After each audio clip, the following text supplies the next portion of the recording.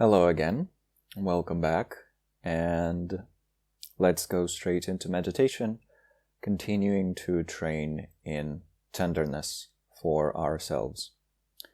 We will do the same practice we did before, and in our next meditation after that, we will start playing around with it a little bit to hopefully find more ways to activate the same state and keep it as a stable presence in our mind. But for now, we'll repeat our previous journey from spaciousness to essence love, from essence love to tenderness for ourselves. So let's find a comfortable stationary position.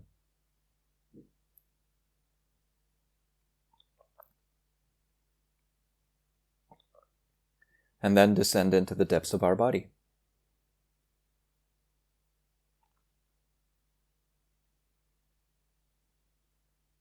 Going back all the way down to the ground.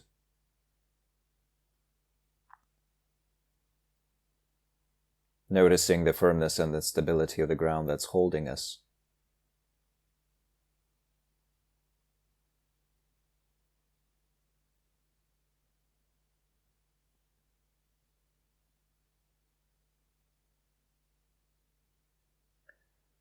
And with a sense of gratitude for the support that we're receiving from the earth, allowing our body to start releasing the muscle tension.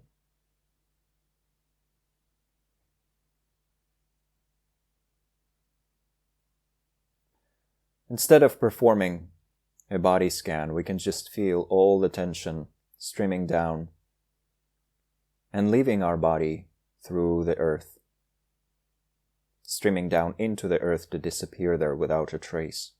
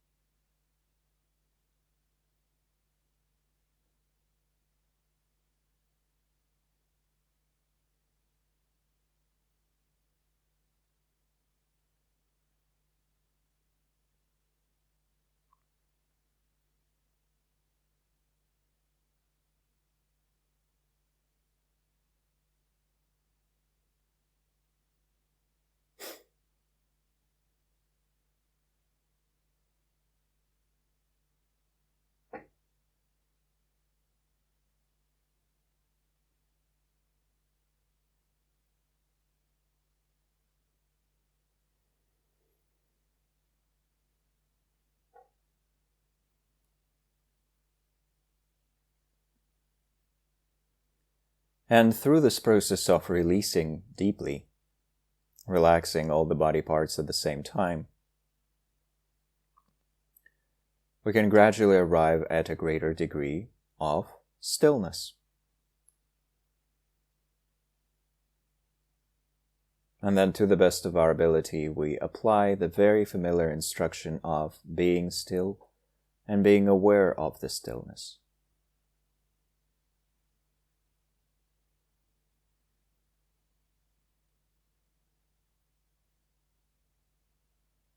With the entirety of our being opening up to that stillness and going deeper and deeper into it with each new exhalation.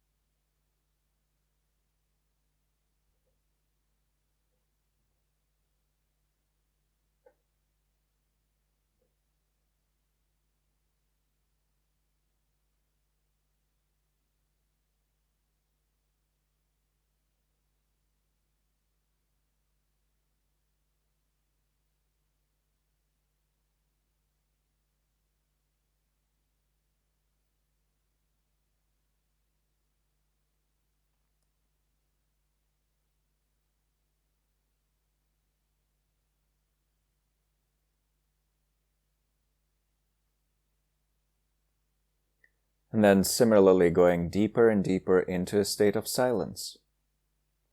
Our outer speech is already inactive, but through listening to that deeper inner silence, we can also gradually let go of some of the compulsive types of inner narration.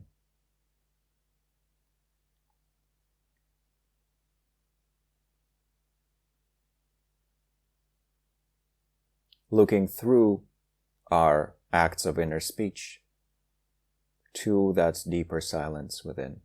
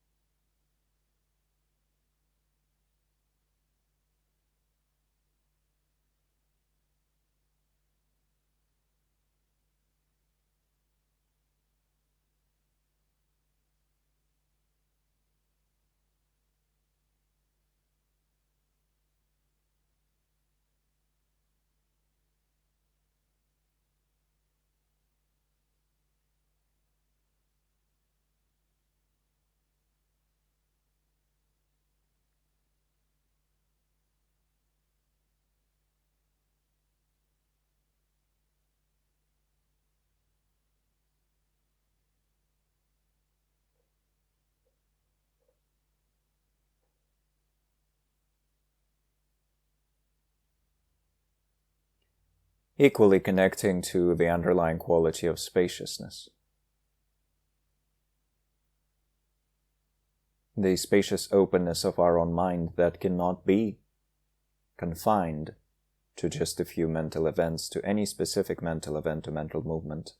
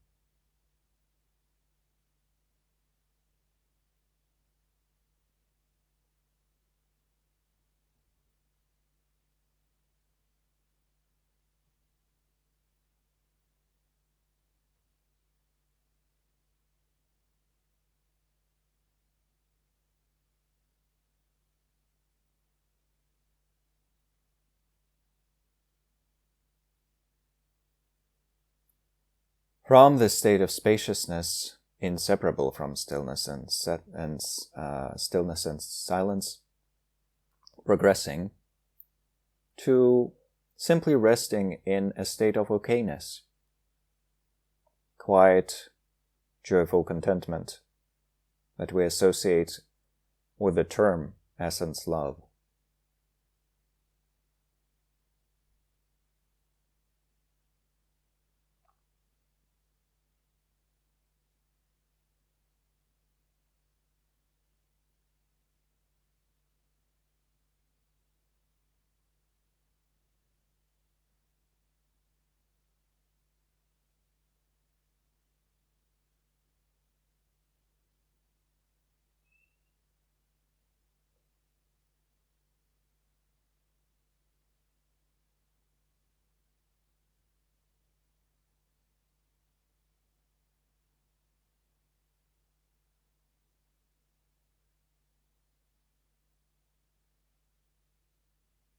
If we want using the breath as an ally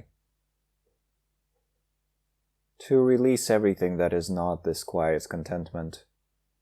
As we exhale, to experience it more deeply as we inhale. Or not using the breath, just enjoying the flow itself.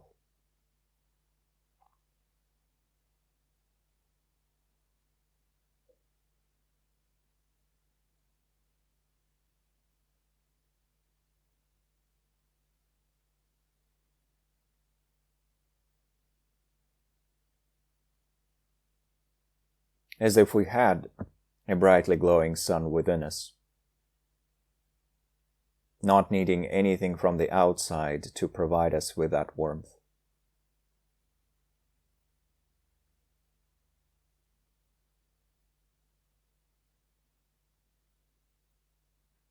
Sitting under the rays of the sun that is within our own being.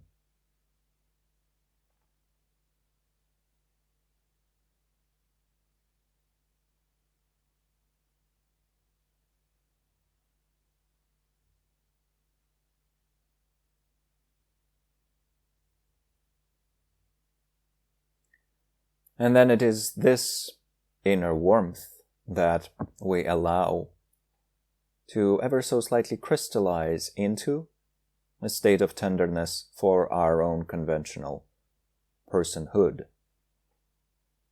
And so we recognize the presence of our body, this vast tactile field. We recognize the presence of our mind as this field of mental energy that's changing and transforming. We recognize the presence of the person associated with the two, with this body, with this mind. And we start holding this person in caring, gentle, tender awareness, as if we were holding a newborn kitten, puppy, or baby, projecting a sense of warmth, care, non-indifference.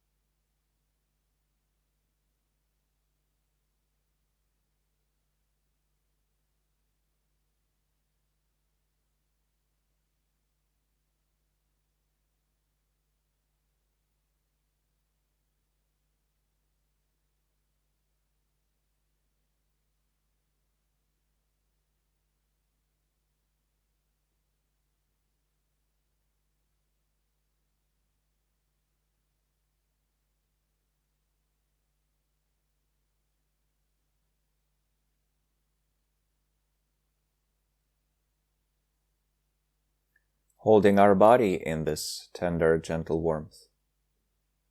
Our mind, ourselves as a person, as if these waves of warmth were converging upon us from the spaciousness itself.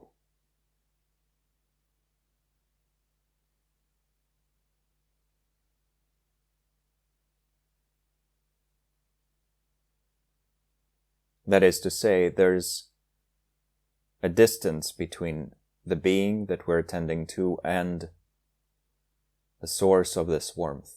This warmth is coming from a deeper level, from the level of stillness, silence, and spaciousness. And so right now we don't have to fully identify ourselves with the person that we're holding in tenderness, with this conventional configuration of physical and mental energy.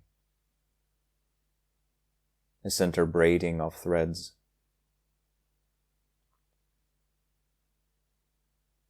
And because there's less identification, there's also less judgment,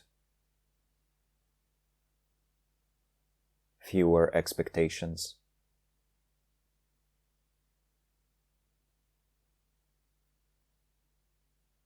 This person is as deserving of this warmth as any puppy, kitten, or baby would be.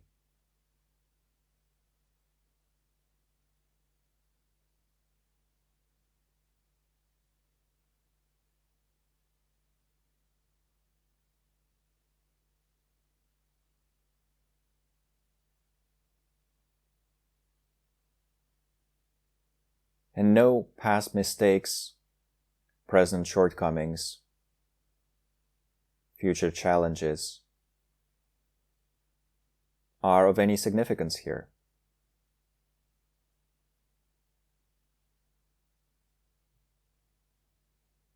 Just because this person exists, they can be held in warmth.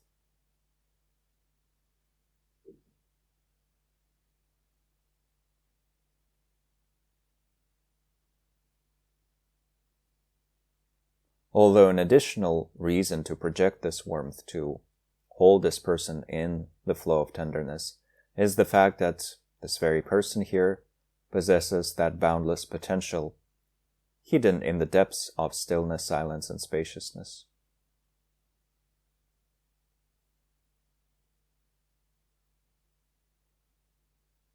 Tenderness comes from that glowing sun within, but the presence of that glowing sun within is a very valid reason to give tenderness, to offer tenderness.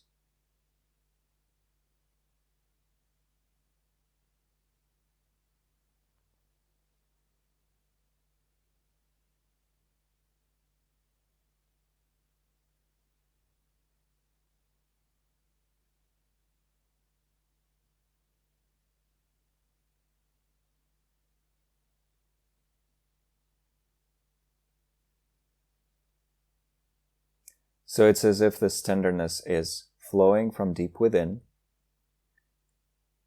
going through our conventional body and mind, conventionally existent body and mind, our relative current personality, and then it goes back into the depths of our being.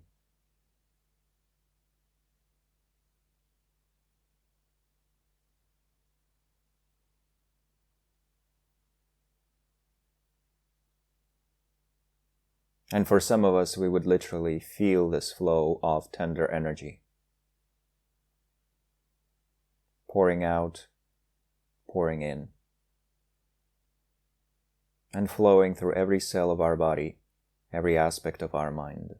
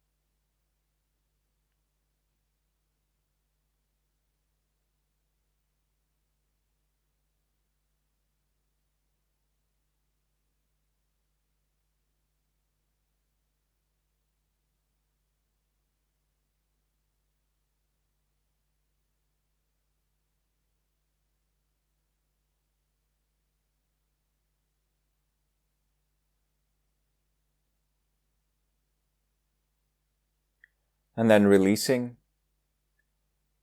all thoughts, aspirations, desires, the flow of tenderness itself, to simply rest in spaciousness.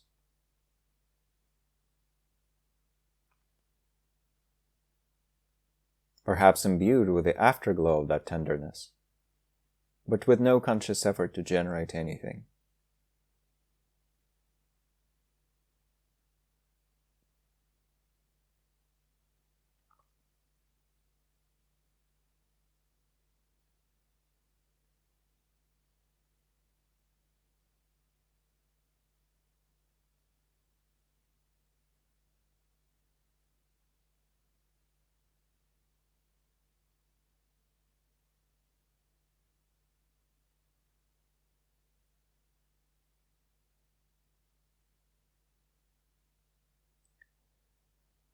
Then bringing our attention back to the tactile field of the body, noticing the sensations and the experiences there.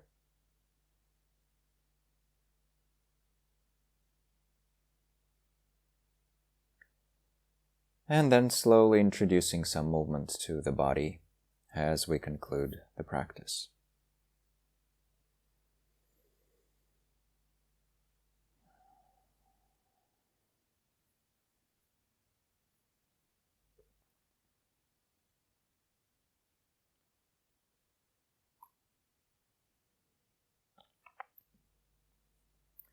Thank you. So I've only done it twice, and that's of course absolutely insufficient for establishing a stable habit or developing that state as a skill. Yes, tenderness is a foundational aspect of our psychological makeup. It is generally a thing that just flows naturally out of us. Therefore, it is easy to activate when we do recall just that little sense of gentleness that arises when we do look at someone endearing. But there are also blockages preventing us from having that flow in an uninterrupted manner, freely towards everyone, towards ourselves, and those obstacles are the knots that we were talking about earlier.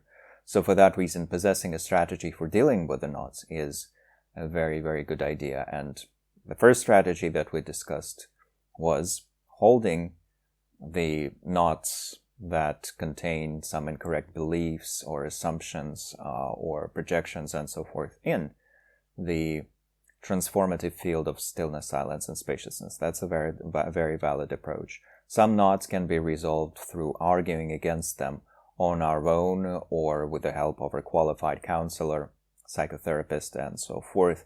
Some can be probably removed through other types of work. I know of people who have been able to process these deeper issues or deal with their knots through energetic work, through body work, through many different modalities of practice that can take us towards kind of resolving some of those things through a deeper route that is less verbal, pre-verbal, non-verbal, and so forth. So many different strategies, but at least to have one, and we do have one right now. But another strategy in a way or another approach is that when we hold ourselves and eventually others in tenderness, when we hold ourselves and eventually others also in loving kindness and compassion, the subsequent states that we will work with, those things on their own, tenderness, loving kindness, compassion, these powers, these energies on their own can heal, resolve, transform, rebalance, restore,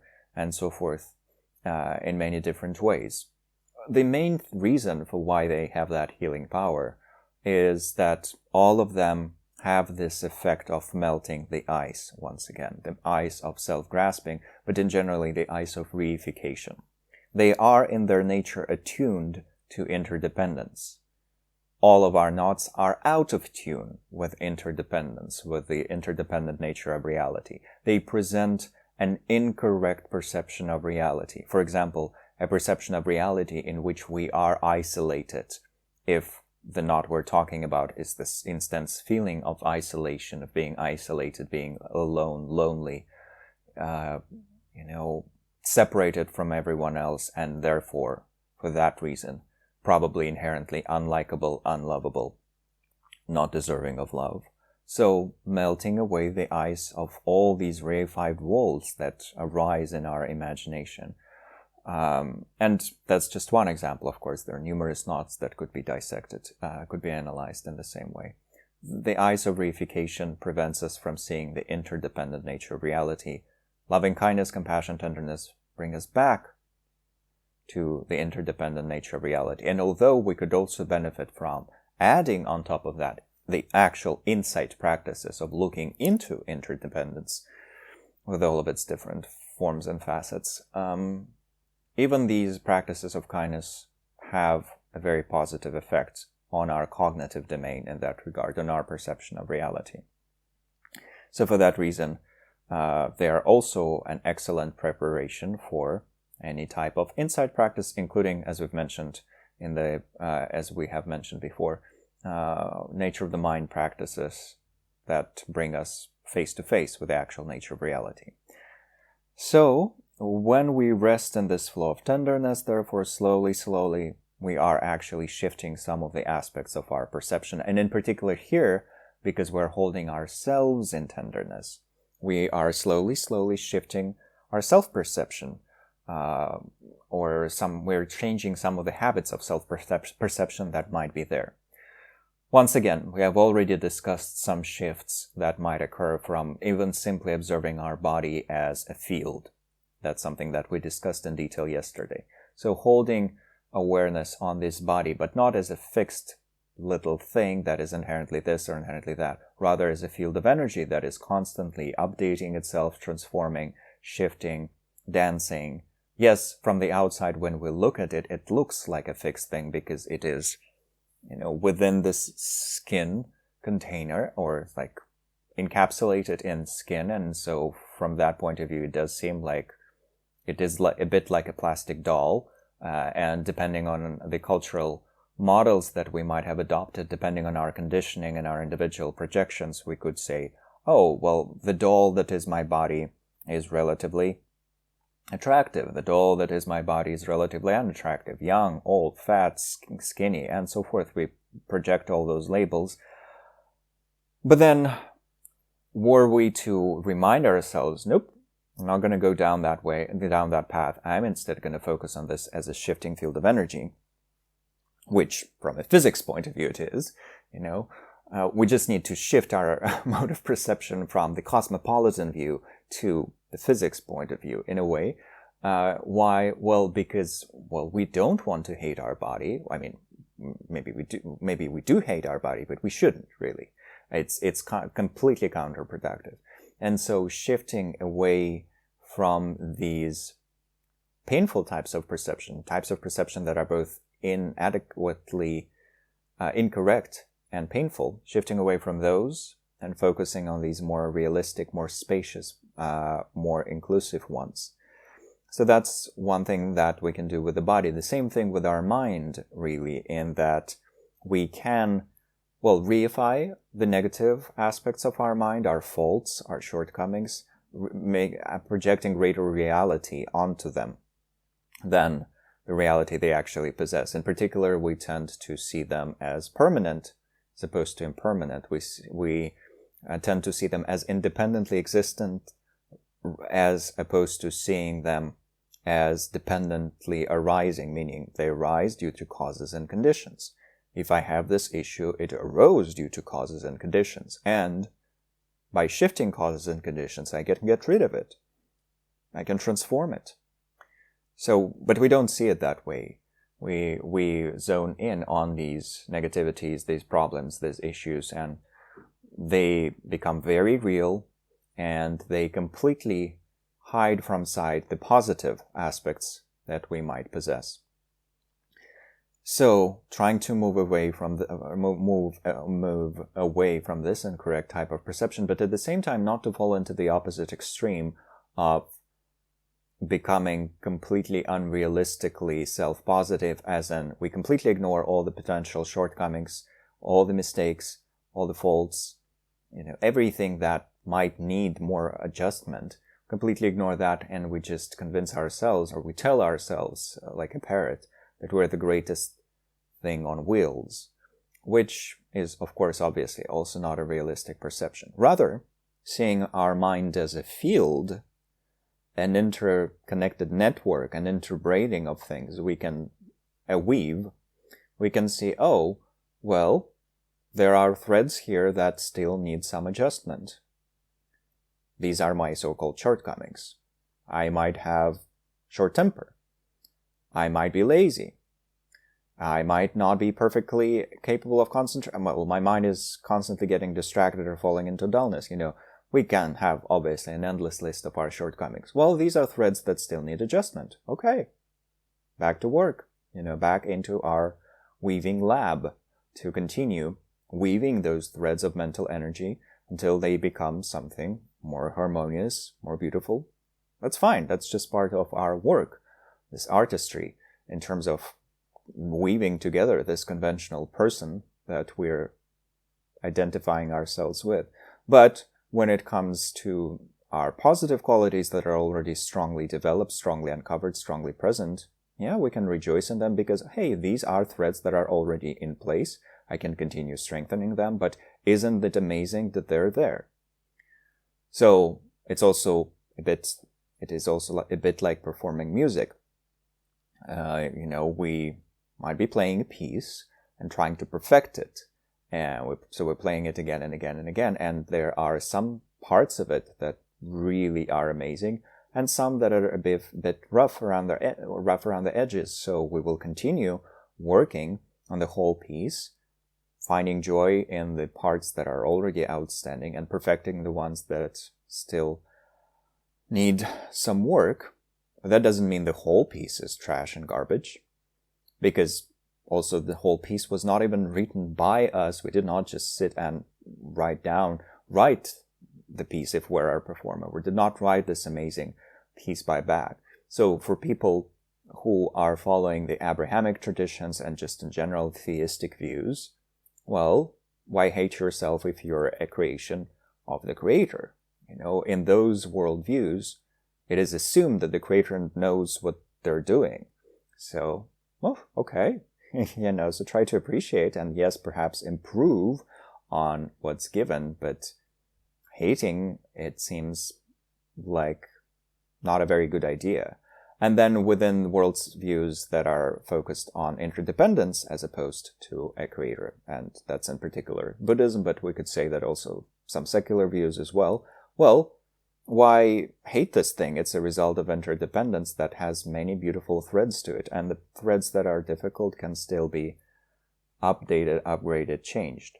So this is very beautifully encapsulated in a very famous saying, one of the most famous sayings, I think, from Shunryu Suzuki Roshi, who was the founder of the San Francisco Zen Center, and therefore, in a way, one of the patriarchs of Zen and Buddhism in general in the West.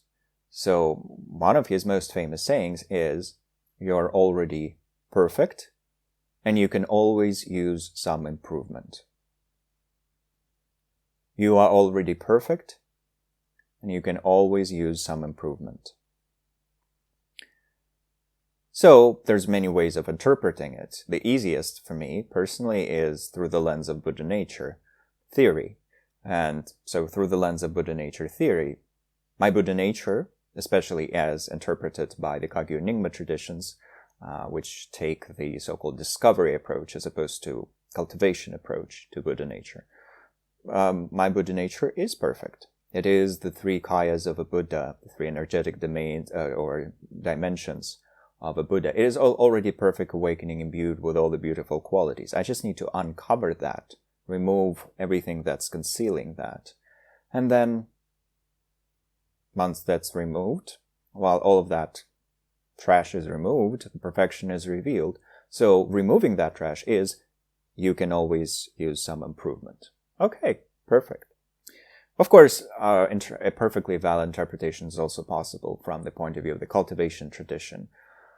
And similar interpretations are also actually possible in a completely secular interpretation that ignores this idea of basic goodness as understood in Buddhism.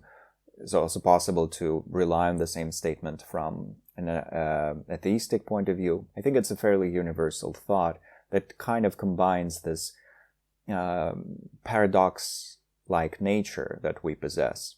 There is certainly enough perfection for us to be perfectly lovable in terms of being perfectly deserving of tenderness, of loving kindness and compassion. But if we are to be an object of loving kindness and compassion, that actually means there is something to still improve, because loving kindness and compassion push us towards greater happiness and towards greater freedom from suffering. So obviously there are still things to upgrade, update, change, fix. Okay. Two can coexist at the same time. What's difficult about us is that we find it very difficult to hold the two in the same frame of mind. So in Buddhism it is said that only a Buddha can at the same time see the two truths fully. The ultimate truth of how things truly are, and the relative truth, which is how things appear to unenlightened beings. Only the mind of a Buddha is expansive enough to hold these two in one mental moment, in one mind, in one mental state. Everyone who's not yet a Buddha has to shift between these two modes of perception, but cannot abide in them simultaneously. So in a very similar manner for us, we either kind of fall into the extreme of only seeing our imperfect nature, or we think of our perfect nature, but at the same time we can't quite reconcile it with our imperfect nature. So it's kind of like back and forth, and for that reason our self-kindness, self-love, it is at best unstable initially.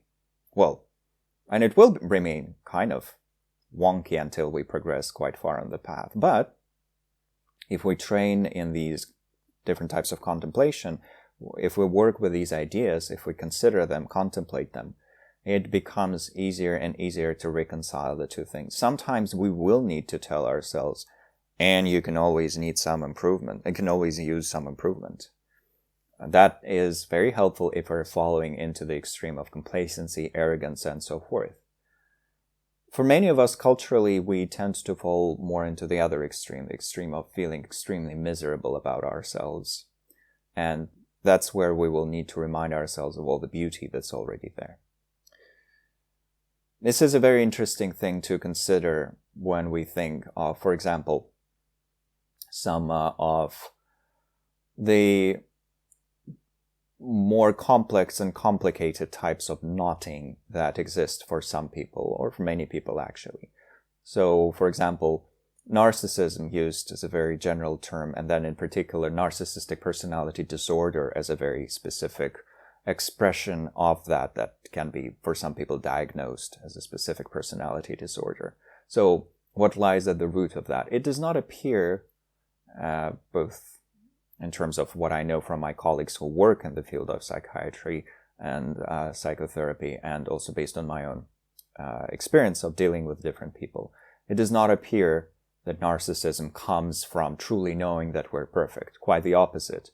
Because there's such a deep well of hollowness and lack of self-confidence, a deep type of self-confidence, a lack of genuine self-tenderness, self-loving kindness, self-compassion. Very, very complex defense mechanisms arise, and some of them involve, for some people, manipulation, different types of attention-seeking strategies, and so forth. Lots of stuff that arises around the edges because there's a big issue at the very core of it. There's such vulnerability and such insecurity that defense mechanisms have to arise, but they're not really helpful either because it all crashes and burns in the long run. So it seems that a very valid strategy of working with it, if we are even capable of considering such things, is to admit to ourselves, yes, I might lack some of that self-kindness, self-love, self-directed affectionate tenderness. And I might on occasion feel like or always feel like I'm undeserving of life. I might doubt my worthiness in every single way, and that's fine. That's where I am right now. But I can move away from that by working on these things, by facing them. So I'm actually very impressed that there are so many of us here, because it's actually difficult. It's easier to show up to a Dzogchen retreat, or to retreat where people recite mantras, or to a Vipassana retreat, than it is to a retreat where we come in a very humble way and we say, hey, I might not love myself, so let me try and join other people in an attempt to truly cultivate self-kindness. That's a very, very great level of vulnerability and courage. And I think that's very impressive because we're starting at the very, very ground and then we're building up from there. Whereas if we just jump straight to the pinnacle of it all and we say, hey, yeah, I'm just resting in emptiness or whatever. Yeah, still helpful in terms of sowing some seeds. But then the question remains, well, okay, but do Are you okay with this person that's doing all that resting in emptiness? Do you truly wish for yourself to be happy? Can you project genuine tenderness and receive genuine tenderness? And when you imagine all those Buddhas, can you actually feel a flow of tenderness from their side? So, all valid questions. We're dealing with them right now. So enough of an intermission. Hopefully, I just wanted to definitely voice that wonderful quote, because it is kind of there to, from Shunryu Suzuki Roshi, it is there to inform our subsequent attempts to cultivate tenderness, to strengthen the flow of tenderness. You're already perfect, and you can always use some improvement. What a beautiful pith instruction. Pointing out instruction in our Buddha nature, really. So, with that in mind, for the next exercise in tenderness, we need to choose a person who is hopefully still alive and who is kind of a benefactor that we deeply love. So if you've been to loving-kindness retreats, or if you've done a lot of loving-kindness practice, you would already probably have such a person in mind, a benefactor, because that's the first object that we rely on after we have worked with ourselves. So benefactor is someone who has helped us, has provided love and support and so on, but we don't have any particular expectations with regards to them, because they're not a romantic partner, they're not a friend, they're not a sibling. That's usually someone closer to the role of a teacher, a mentor, a grandparent, or just someone doing amazing work in this world. So when I was doing my first long-term loving-kindness retreat, I used Sharon Salzberg as my benefactor because, well, from my side, there are no expectations. She lives on the other side of the world, even though I'm moving there, so I guess I will be on that side of the world as well. Same continent, at least, not in the same country. But there was no expectations from my side whatsoever. And yet her work has benefited me in very large ways. And I just know that she's a joyful, warm-hearted presence in this world. So from that point of view, even though there's no personal connection, she does know I exist, you know. I know that she exists, that's why I can meditate in that way. From that point of view, there is still that flow of warmth. That is exactly what we're looking for here. So you can choose someone actually close to you, like a grandparent. You can choose someone who is that kind of a distant presence. Either way, it just has to be someone who is associated with a quality of tenderness as well, and at least in your imagination can actually be tender towards others, and is often tender. So we will use that in meditation at a specific stage. But for now, first stretching if we need to, and then returning to a comfortable stationary position.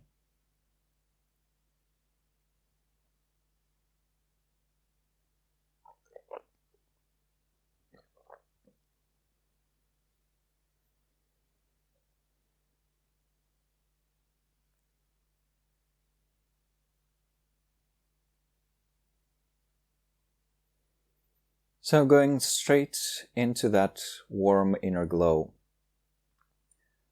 that brightly burning inner sun within us that is simply our essence love, our basic okayness, into which we can relax.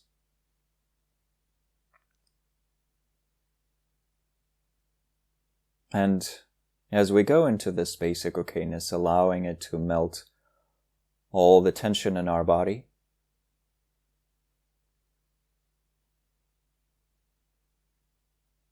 in our legs, throughout our torso, in our hands and fingers, in our face.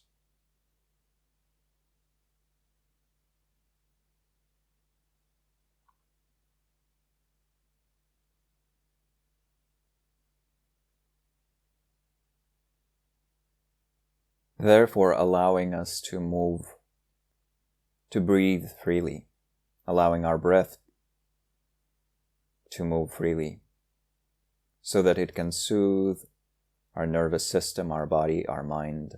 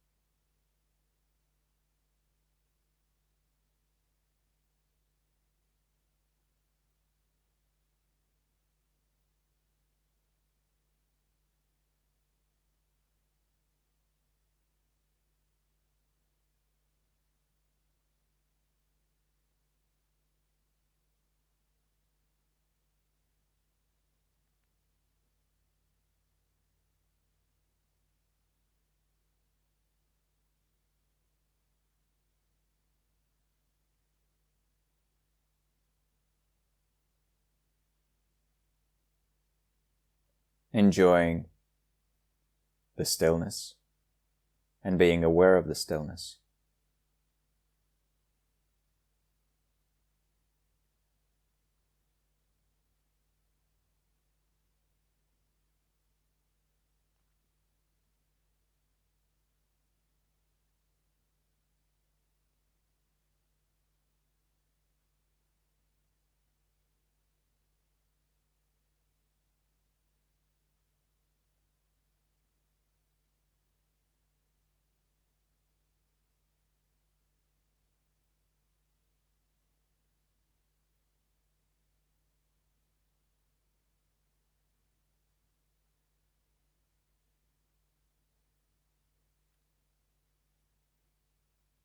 Enjoying silence and being aware of the silence, listening to it with our entire being.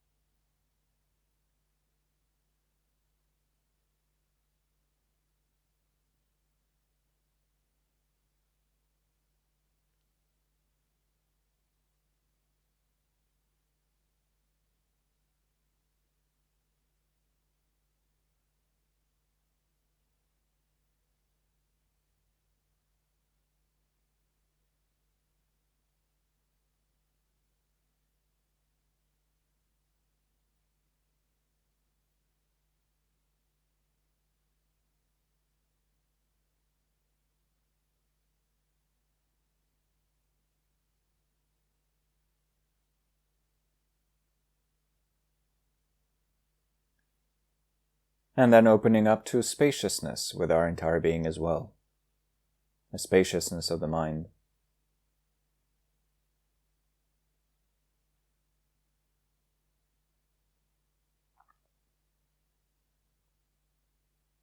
Releasing all of our attempts to grasp at anything in the mental domain.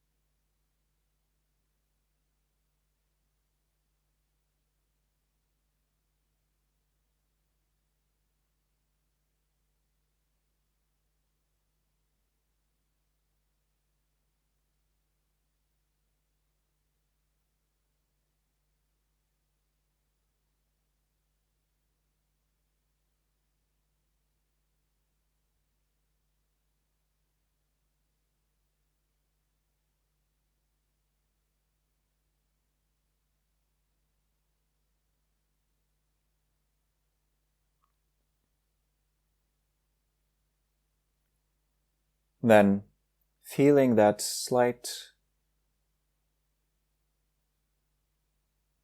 subtle experience of inner contentment and joy that is essence love.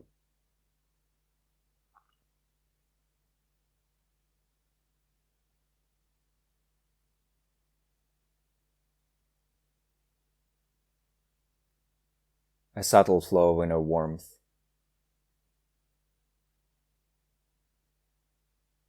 Responsiveness. And allowing it to gently crystallize into tenderness for ourselves, for this very person, with this very body and with this very mind.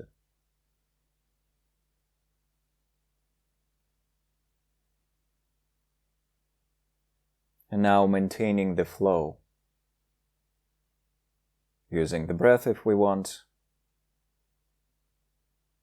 or just resting in it naturally.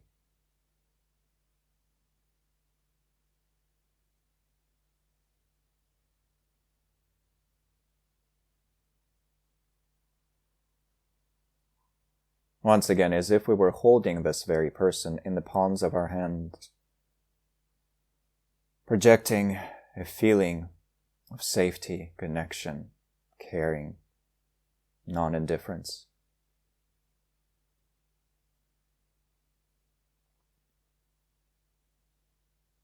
And even the feeling of how wonderful that you exist.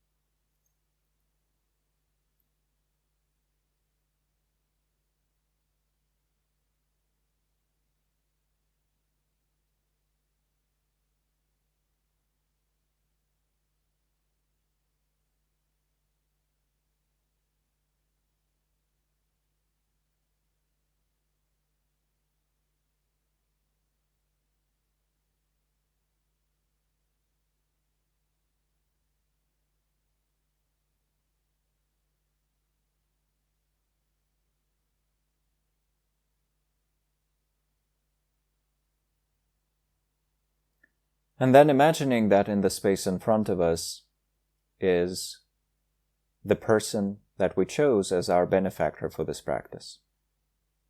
Someone who, as we know, has that quality of tenderness available to them. They are a kind, caring person.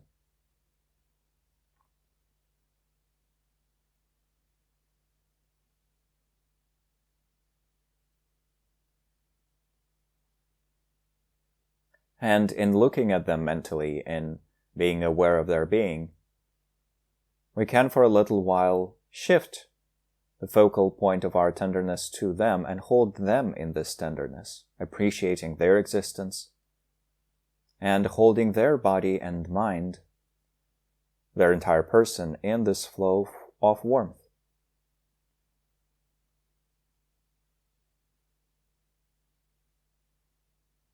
Non-indifference, caring.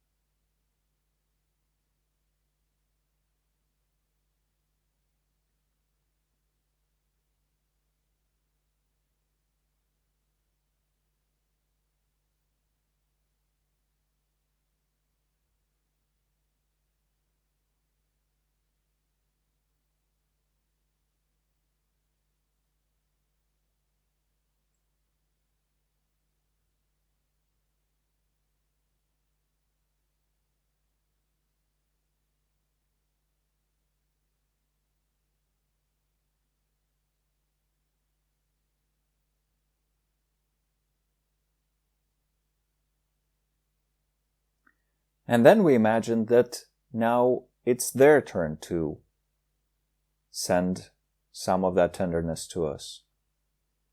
And indeed, a stream of tender energy flows from them into us as we open up to their kindness, to their caring.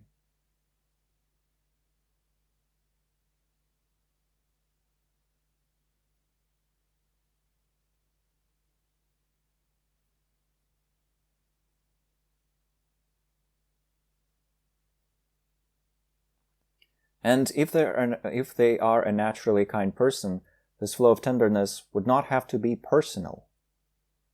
It would not have to depend in any way whatsoever on our personal characteristics, our history, our fame, and things like that.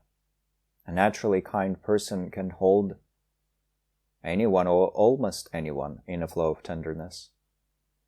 And that's what we're now benefiting from. Opening ourselves up to this flow of tender, loving energy.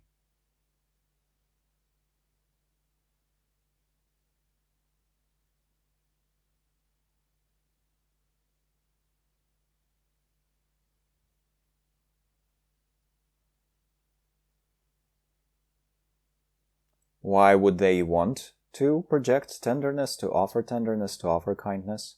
Well, because we're perfect and we can always use some improvement.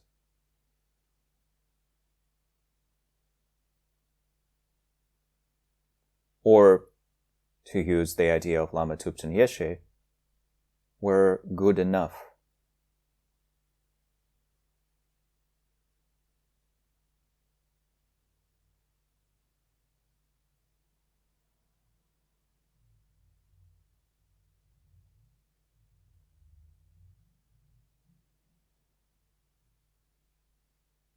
Imagining and feeling that each and every corner of our being responds to this tenderness, opening up like a flower.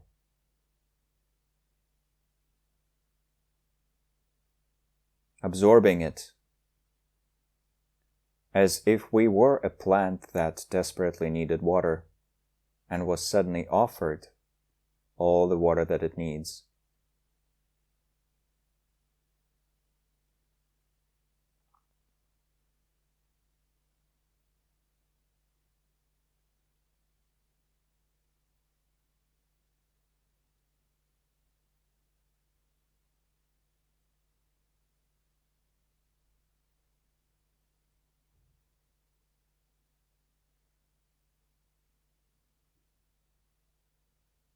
Soaking it all up, even though the flow itself is inexhaustible.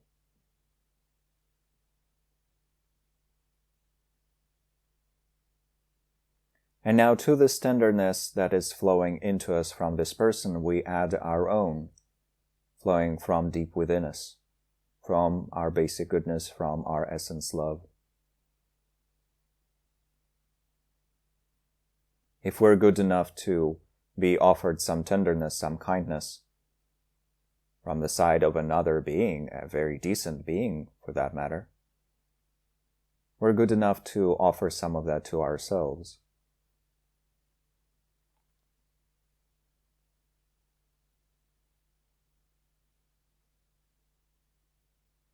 So feeling that double flow, a dual flow of tenderness.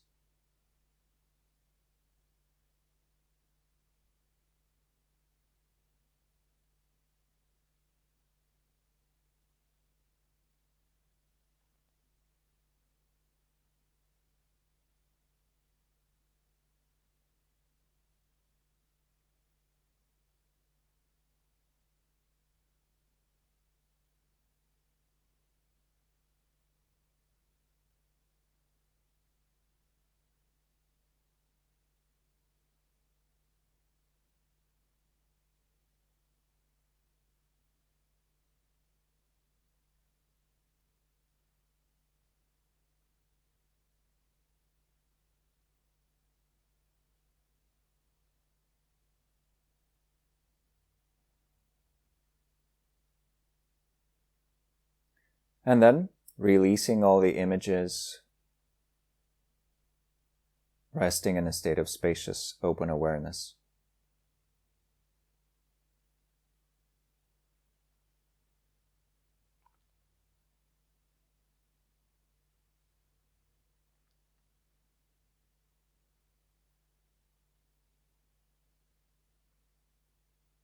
Then coming back to our tactile field to ground ourselves in the experiences of the body.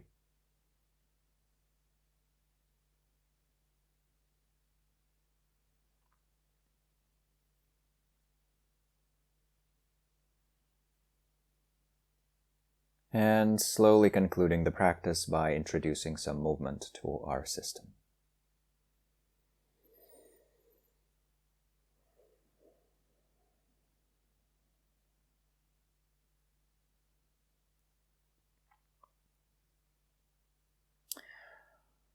One of the benefits of doing a virtual retreat is that when it's a hybrid or in-person retreat at this stage, there's just very loud noise because everyone starts moving and the chairs are moving, the yoga mats are moving, people are coughing like crazy. It's a profusion of sounds that then remain forever present in the recording as well, or they have to be edited out, which is also tricky on occasion.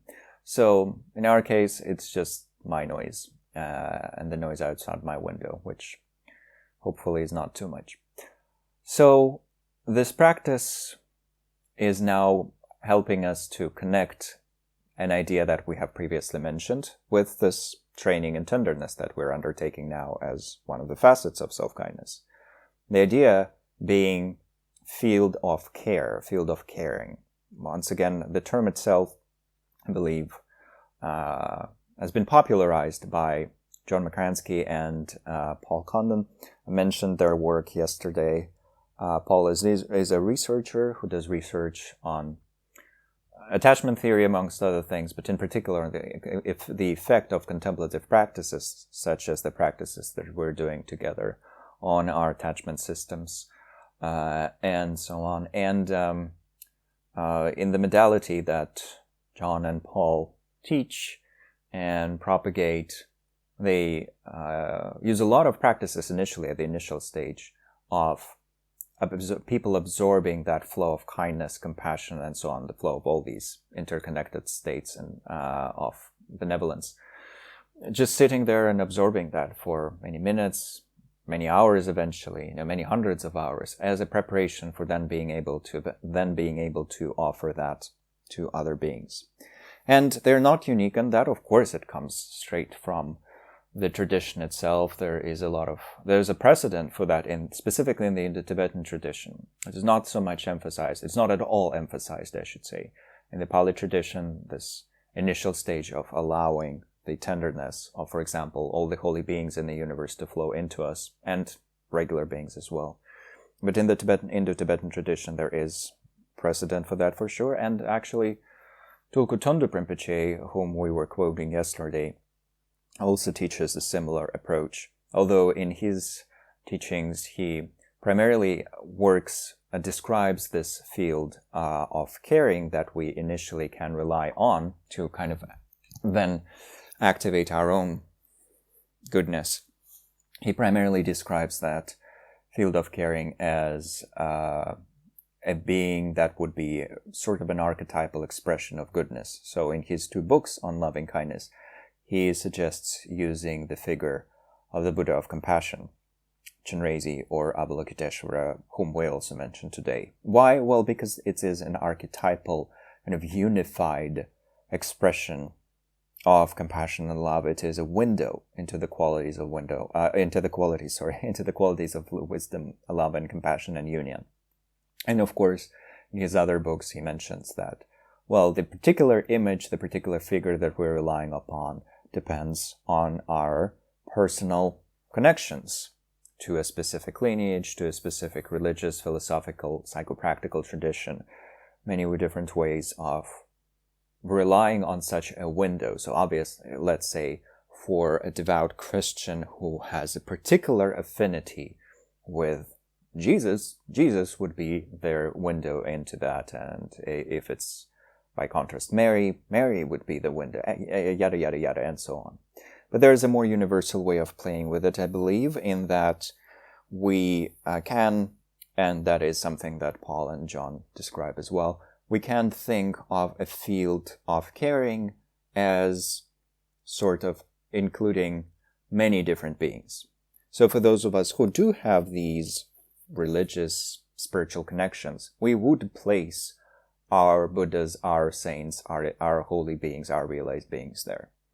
And we should, actually, because otherwise we're just ignoring this huge chunk of our view of reality, not integrating into the practice. Why wouldn't we? So we would imagine all the holy beings that for us are representing tenderness. But then on top of that, we would also imagine beings that we are actually familiar with in this world. So all the benefactors that came to our mind in this practice that we were doing now, they would also be part of that field of caring, facing us or being around us. And then on top of that, just everyone in this world, and if you want, throughout history, really, of this world, who represents that tenderness. And if we want, sometimes it's said you can even add fictional characters. So one friend of mine, when doing this meditation or similar practice for the first time, said, well, I kept thinking about the Little Mermaid. She was kind of kind. She was kind, so I imagined her there as well.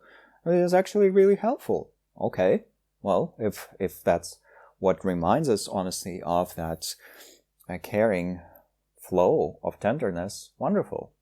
And some of us, if you're like me and you have some, childhood books that you read many times over, and the characters are deeply familiar, and the characters are truly kind, they're truly tender, they truly embody that quality of tenderness. Yeah, totally fine to put them there as well.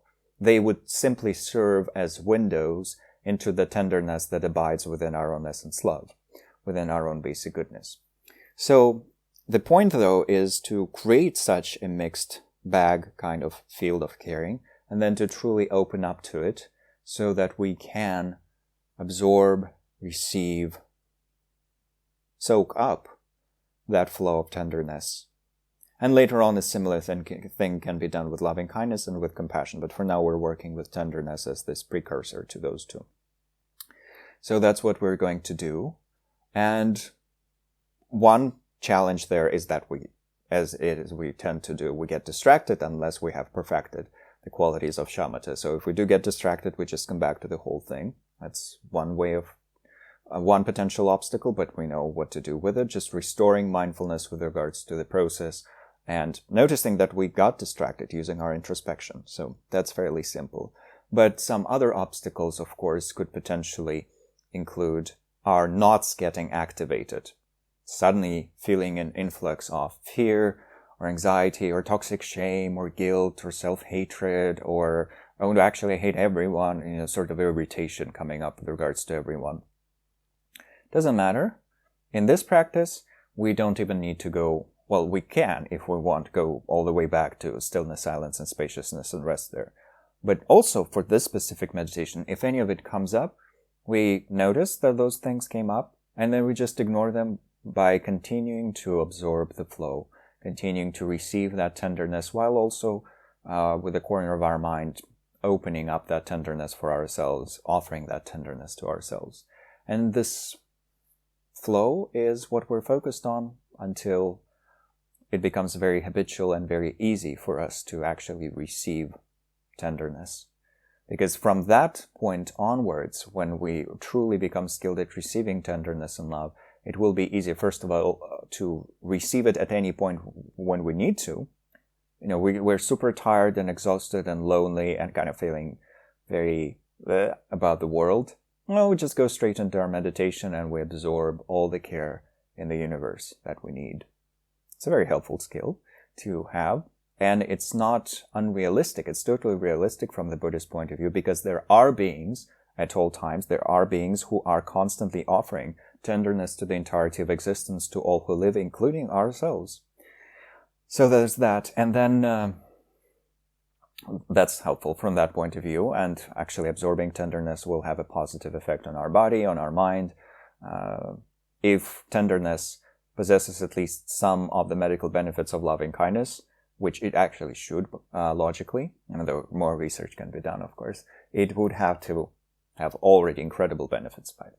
So all the more reasons to do it. But the second very important reason is that when we really learn to absorb and to soak up that tenderness, it makes it so much easier for us to then offer it in return, which is the whole point of these practices of loving kindness, compassion, bodhicitta, and so on. So it is good for us, good for others in the long run. So let's train in it. But first, stretching, moving around, finding a comfortable stationary position to make sure our body is properly taken care of.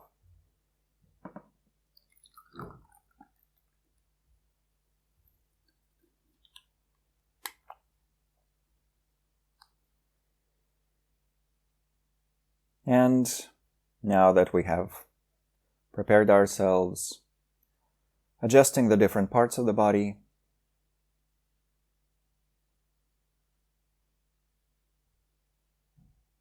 making sure we're comfortable and stable.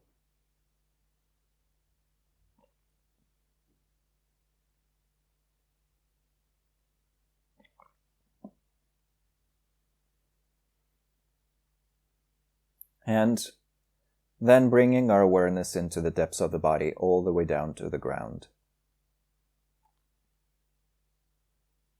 Noticing the presence of the earth element there, the stability and the firmness of the planet that's holding us.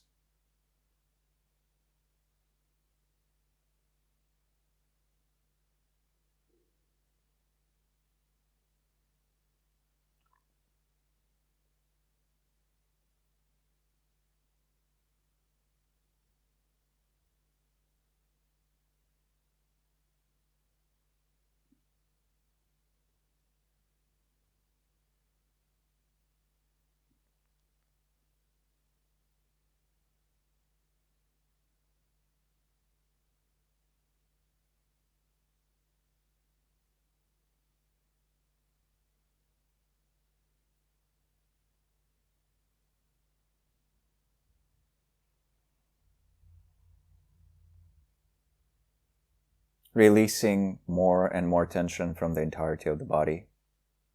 But if we wish, revisiting some of the key points of the body. Some of the most important parts that help us with relaxing everything else, including feet and toes, hands and fingers, the pelvic floor, the face, the shoulders.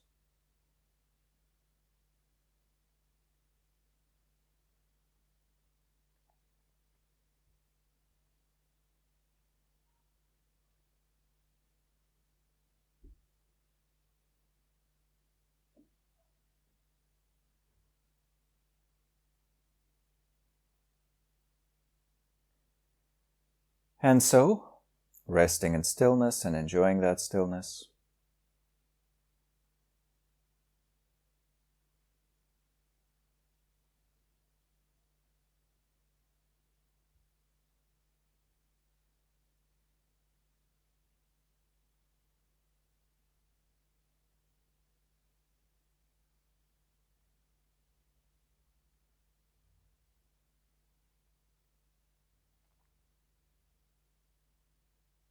Resting in silence and enjoying that silence.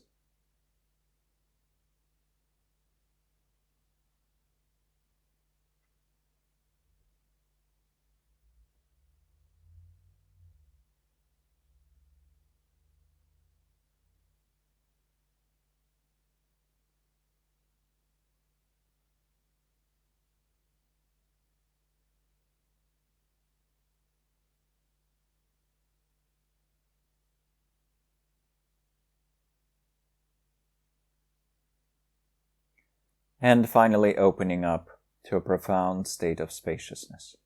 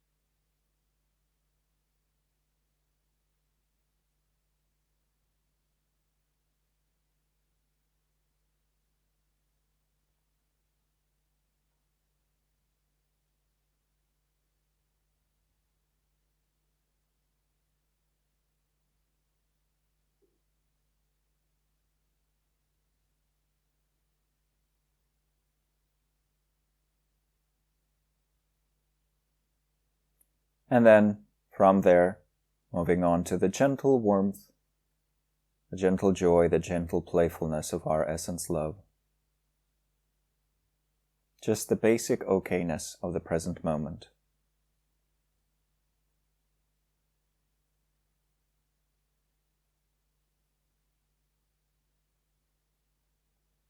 And then, offering tenderness to ourselves, just like we did before.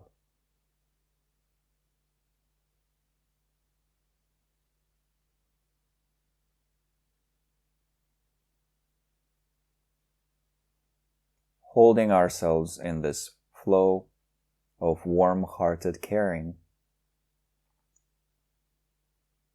that is pre-verbal, pre-conceptual, but can be triggered by helpful concepts, images, and ideas, such as us recalling what it means to be holding an endearing being in the palms of our hands. Well, right now this endearing being is us, our body and our mind.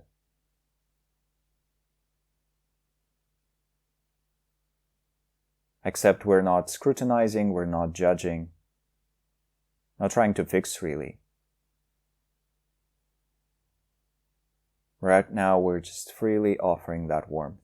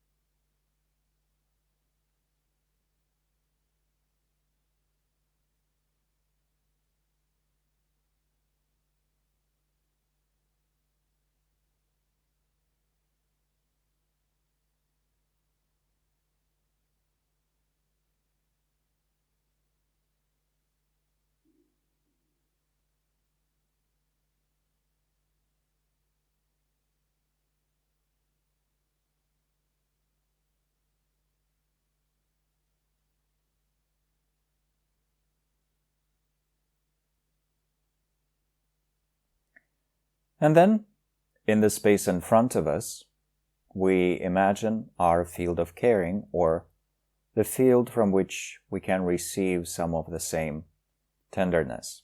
And that field can include all of our mentors, including our spiritual mentors that are actually tender and kind, all of the holy beings, realized beings, saints, and so forth that are personally meaningful to us. But also all of the quote-unquote regular people and beings in our life that represent the quality of tenderness.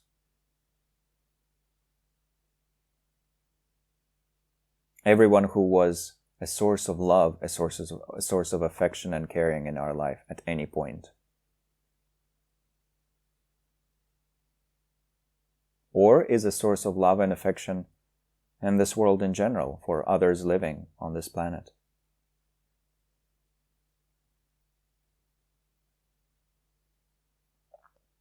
And if we want to add some fictional characters that for us personally strongly represent that tenderness, that's fine as well.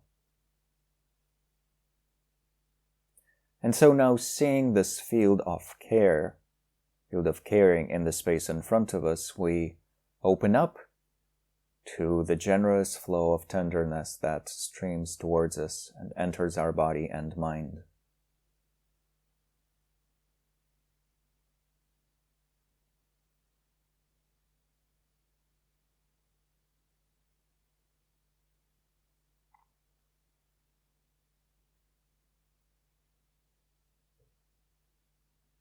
If we were a baby, a kitten or a puppy, we would definitely be receiving that flow of tenderness from most or all of these beings. Well, for those who are truly wise, patient, compassionate, we are like a puppy or kitten or baby. We wish to be happy, we wish to be safe.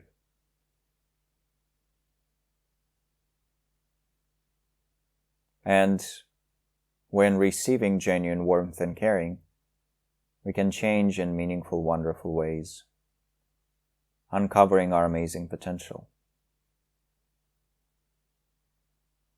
So opening up to that, to this inflow of kindness in the form of tenderness.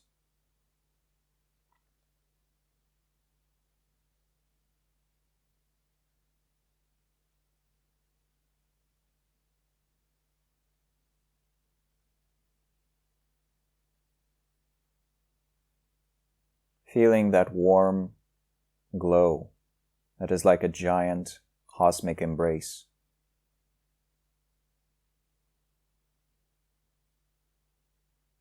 A hug the size of a universe.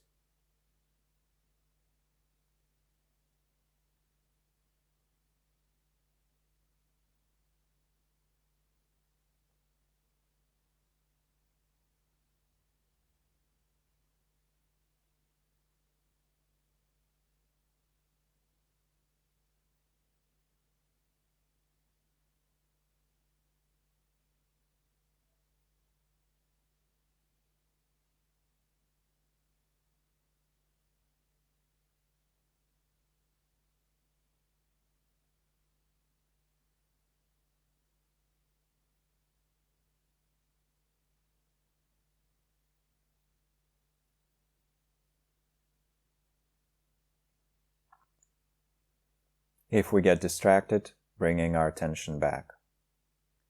If we feel resistance, noticing it and releasing it to continue absorbing, receiving, opening up.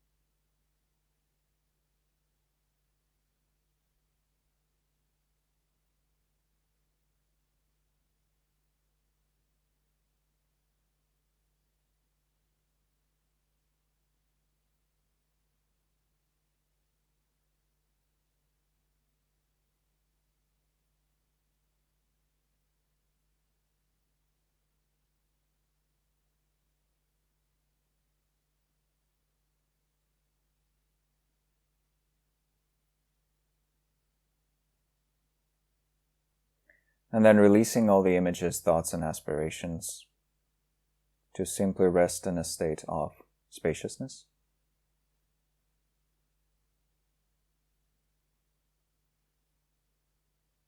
With the afterglow of what we just did.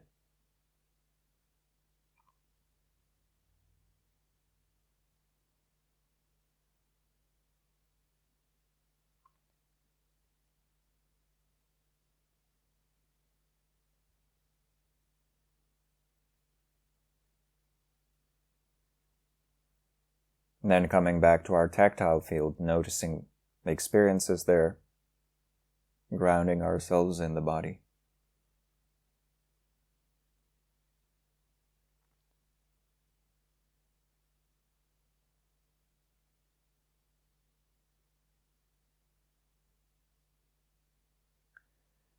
And then introducing a tiny bit of movement to the body, rocking back and forth, moving our fingers, moving our toes, and slowly concluding the practice to return to our shared space.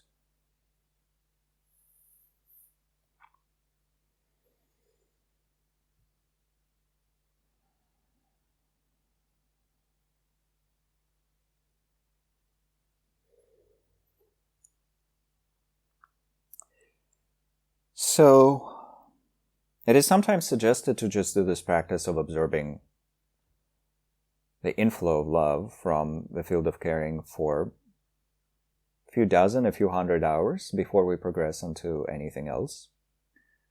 For example, before we move on to then offering kindness to others. And this is a very meaningful suggestion. I'm not making it from my own side right now, but I'm just saying such an idea, such an approach does exist. And for some of us, it could be a meaningful endeavor. But then, to be fair, in the Tibetan Buddhist tradition, and I think by extension we could apply the same principle to other systems of training as well. In the Tibetan Buddhist tradition, we are kind of expected to be doing this every day, because in the practices where we imagine the holy beings in front of us, and that's fairly common for Tibetan Buddhist practitioners, imagining Tara in the space in front, imagining a whole field of refuge with hundreds of figures sometimes, or imagining the solitary figure of Guru Rinpoche, who represents all the lineage teachers, all the ancestors in our spiritual tradition. When we do that, we're supposed to imagine and feel the inflow of love coming from their side. Garshan Rinpoche in particular says, the nature of blessings is love, or what blessings is, quite literally, is love, which includes this aspect of tenderness. But what tends to happen for quote-unquote Western practitioners, which just means those of us who are new to Buddhism and have no idea about how emotionally it's supposed to be felt, we just know the outer movements but not the inner content.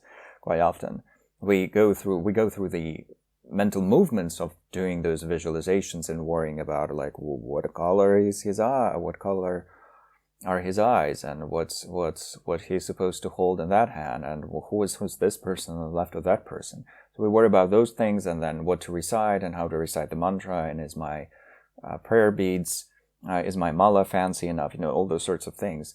But then we don't imbue that with this feeling of actually being loved by all these holy figures, who are, if they are what we think they are, capable of seeing that we're perfect and could always use some improvement. So that's quite interesting as a cultural paradox, but something that we can adjust in our practice now that we know it. And that will definitely bring us wonderful results. One of my teachers, and the teacher of many people present here, one of the teachers for some of those, because I recognize the names on the list, Venerable Thupten Chodron says that when she does in the morning her practice of envisioning such a refuge field in front of her, she's always reminded that these are friends. These are beings that love me. These are beings that are offering their unconditional kindness to me this morning, and therefore they are inviting me to practice, and they're inspiring me to practice with their love. So I think it's kind of this idea. So even if we don't feel any particular connection to Buddhism and so forth, it doesn't matter. What we're doing here is we're relying on the good psychology that's embedded within this tradition. So if our personal our personal field of caring only includes our grandparents and physical ancestors and the Little Mermaid, still, if it gets the job done, that's good enough. But for those who do have those figures, inspiring them, all the more reasons to add them and to rely on them. So now we have a full hour-long break to continue playing with tenderness, and of course to continue taking care of our body, resting, and finding some joy and some basic okayness. And in 1 hour, we will reconvene to move on to the next step in our self-kindness journey. So please enjoy a break and see you very soon.